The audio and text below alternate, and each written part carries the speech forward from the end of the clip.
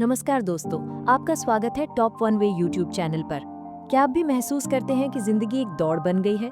हर सुबह उठते ही वही भाग दौड़, वही तनाव, दिन भर काम या पढ़ाई और रात को सोचते रहना कि क्या सच में मैं खुश हूँ? क्या आपको लगता है कि आप अपनी मेहनत के बावजूद संतुष्ट नहीं हैं? दिमाग और दिल दोनों खाली खाली से रहते हैं। शायद आपको भी कभी कभी लगता होगा कि इस भागम भाग में कोई सच्ची शांति है ही नहीं। दोस्तों, यकीन मानिए, आप अकेले नहीं हैं। हम सब कभी ना कभी ऐसे ही फंसा हुआ महसूस करते हैं और आज हम इसी का समाधान तलाशेंगे। और हाँ, अगर आपको ये वीडियो पसंद आए तो काम करने के लिए या कोई सवाल हो तो डिस्क्रिप्शन में दिए गए व्हाट्सएप नंबर पर बेझिझक संपर्क करें, क्योंकि हम आपके साथ मिलकर सही दिशा खोजना चाहते हैं। चलिए शुरुआत करते हैं। रूल 1, ताओ क्या है? सब कुछ और कुछ भी नहीं। हर कोई चाहता है कि उसकी जिंदगी का मकसद साफ हो, सब कुछ प्लान के मुताबिक चले, लेकिन क्या ऐसा होता है? मान लीजिए आप किसी प्रोजेक्ट में पूरी मेहनत से लगे हैं और अचानक आपके बॉस ने टारगेट बदल दिया, सारी मेहनत पर पानी फिर गया। या फिर आप किसी रिश्ते में हैं, सब कुछ समझ चुके हैं, पर एक छोटी सी गलतफहमी सब बदल देती है। जब हम सब कुछ कंट्रोल करने की कोशिश करते हैं तो थक हार जाते हैं, क्योंकि ब्रह्मांड का अपना एक तरीका है।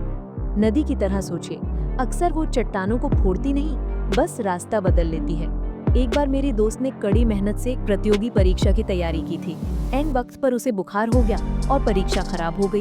वो टूट गई, लेकिन उसी अनुभव ने उसमें नई ऊर्जा भरी। उसने अपनी रुचि खोजी, आज वो एक सफल शिक्षिका है। दूसरी ओर मेरी एक सीनियर हमेशा हर चीज की प्लानिंग करते थे। नतीजा ये हुआ कि जब कुछ अनियंत्रित हो गया तो तनाव में आकर उन्होंने सब छोड़ दिया। मनोविज्ञान कहता है, हमारा दिमाग हमेशा नियंत्रण चाहता है, लेकिन बार बार असफल अनुभव सीखा हुआ बेचारगी लाता है और हम हारने लगते हैं। ताओ कहता है, कंट्रोल छोड़ो, बहाव अपनाओ, तभी असली सुकून मिलेगा। पॉइंट 2, बिना कोशिश की कोशिश, वो वे। हमारी दुनिया कहती है बिना रुके बिना थके मेहनत करो, तभी मिलेगा सब कुछ। लेकिन क्या आपने देखा है, कई बार जितना हम जबरदस्ती करते हैं उतनी ही ज्यादा मुश्किलें आती हैं। मान लीजिए 2 दोस्त हैं, राम और श्याम। राम हर परीक्षा के नंबर के लिए रात रात भर जागता है, हर बार तनाव लेता है। श्याम पढ़ाई को जीवन का हिस्सा मानकर मन लगाकर पढ़ता है, लेकिन बाकी काम भी करता है। नतीजा, श्याम का मन खुश और अंतर आत्मविश्वासी, राम हमेशा डरा और थका हुआ। दूसरा उदाहरण, मेरे पास एक व्यक्ति आया जो अपने बच्चे को डॉक्टर बनाना चाहता था। वो रोज दबाव डालता था, बच्चा बगावत करने लगा। जब पिता ने दबाव छोड़ा, बस समर्थन दिया, बच्चा खुद अपनी राह पर चल पड़ा। वो वही वे, यही रहस्य है। लचीलापन अपनाओ। मनोविज्ञान भी कहता है, कॉग्निटिव फ्लेक्सिबिलिटी, यानी हालात के अनुसार सोच बदलना इंसान को बेहतर फैसले और हमेशा आगे बढ़ने में मदद देता है। जब आप रिलैक्स होकर काम करते हैं, तब आपकी क्रिएटिविटी सबसे ज्यादा होती है। पॉइंट 3, सादगी में शक्ति। आजकल सोशल मीडिया पर परफेक्ट लाइफ की होड़ मची है। हर कोई बड़ी कार, बड़ा घर, ज्यादा फॉलोअर्स चाहता है, लेकिन इतनी चीजों, चाहतों, प्लानिंग के बोझ तले क्या आपको सच्ची खुशी मिली है? दोस्तों, एक बार मैंने एक बिजनेसमैन से पूछा, इतनी दौलत के बावजूद आप खुश क्यों नहीं हैं? उन्होंने कहा, हर नए कलेक्शन के बाद भी मन खाली सा है। दूसरा, मेरा एक पड़ोसी किसान है, उसके पास सीमित साधन है। बारिश में मिट्टी की खुशबू में बैठकर चाय पीते हुए वो जितना मुस्कुराता है, उतना मैंने किसी महंगे कैफे में नहीं देखा। मनोविज्ञान ये भी बताता है कि मार्जिनल यूटिलिटी, यानी ज्यादा से ज्यादा चीजें मिलती जाए, हर अगली चीज से खुशी घटती जाती है। सादगी यानी डिक्लटरिंग व्यक्तित्व के लिए हीलिंग टूल है। कम चीजें, कम इच्छाएं, हल्का मन। सवाल है, क्या आप भी कम में ज्यादा तलाशना चाहेंगे? पॉइंट 4, विरोधाभास ही सत्य है।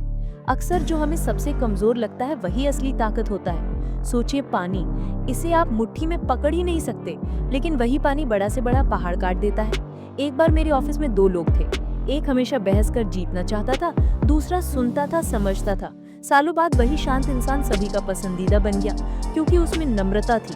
हमारे समाज में माफी मांगना कमजोरी समझी जाती है, लेकिन जब मैंने एक बार अपने छोटे भाई से माफी मांगी तो उसके साथ रिश्ता और भी मजबूत हो गया।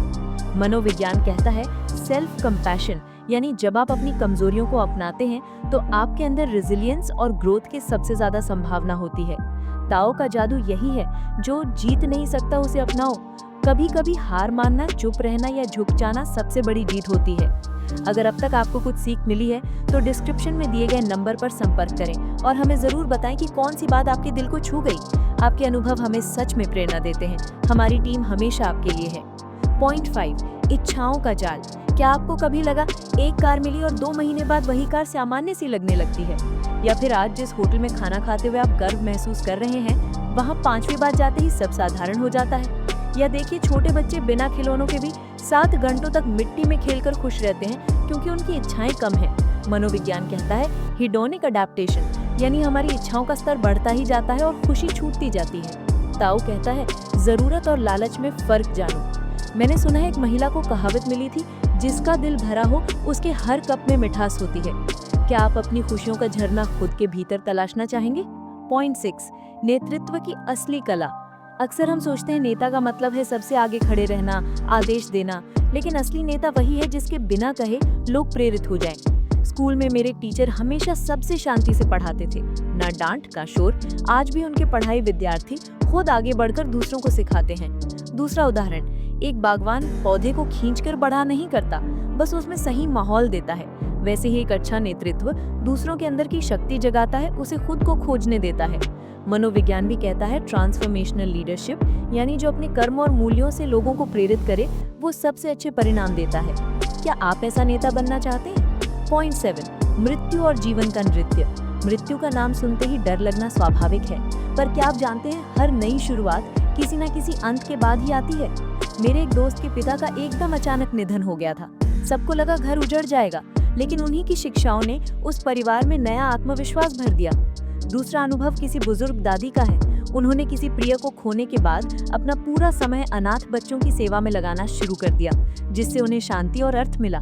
मनोविज्ञान भी कहता है मॉर्टैलिटी अवेयरनेस, या मौत की सच्चाई को समझना, इंसान में कृतज्ञता, गहराई और सच्चे अर्थ की तलाश को मजबूत करता है। जब आप मृत्यु को स्वीकार करते हैं तो हर दिन एक उपहार जैसी लगने लगती है। तो दोस्तों, खुद से पूछिए, क्या मैं जिंदगी का हर पल पूरी तरह जी रहा हूँ या फिर भीड़ के साथ चल रहा हूँ?